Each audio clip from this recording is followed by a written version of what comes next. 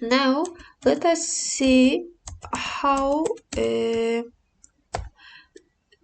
these are passing through. First of all, when we write here some when we are in this code, they are creating one more integer k, which is equal to maximum of I and j. Now, when you are writing here two values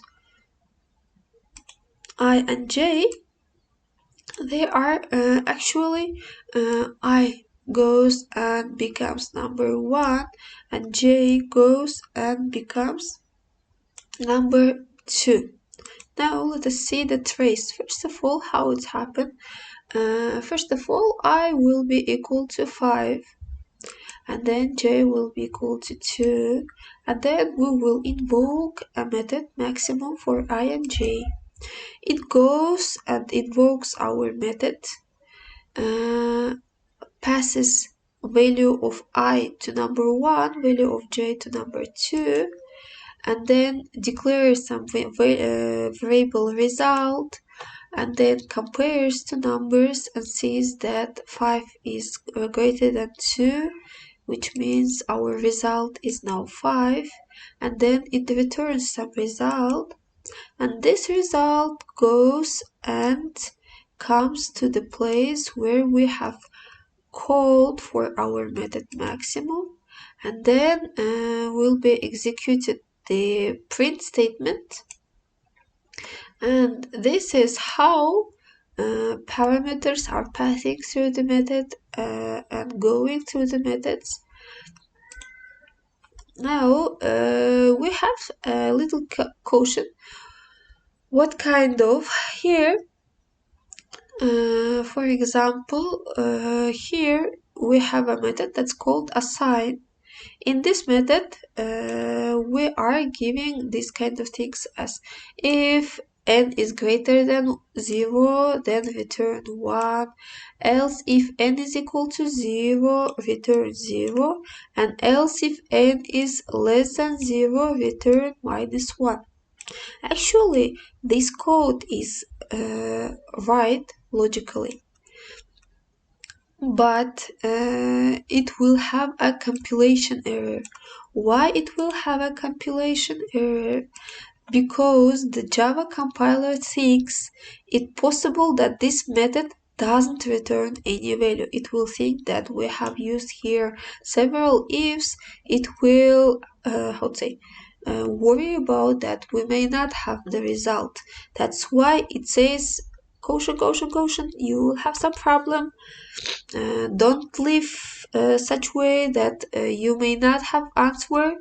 To fix it, what we can do, we can remove this last if, because there are only three versions. Either your number is greater than 0, equal to 0, and all else, which is not here, is variant when n is less than 0, where we may not write this one. And when you will remove it here, everything will be okay and your program will work properly.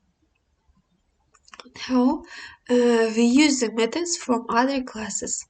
As I have mentioned here in our code, our method here maximum is in the class that's called method max.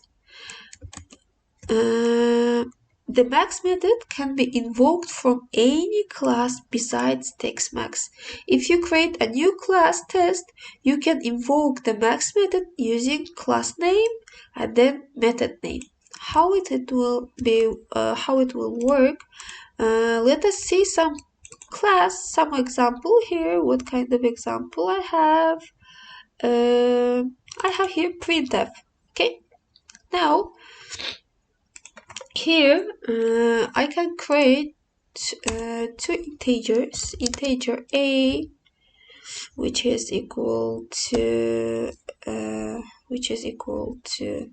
I don't know 5, integer b, which is equal to 95, and then I can print here the maximum of these two values.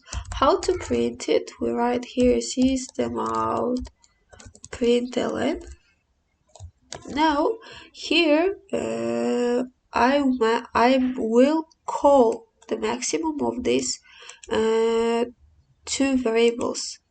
Actually, in the same class, I would call like max of A and B.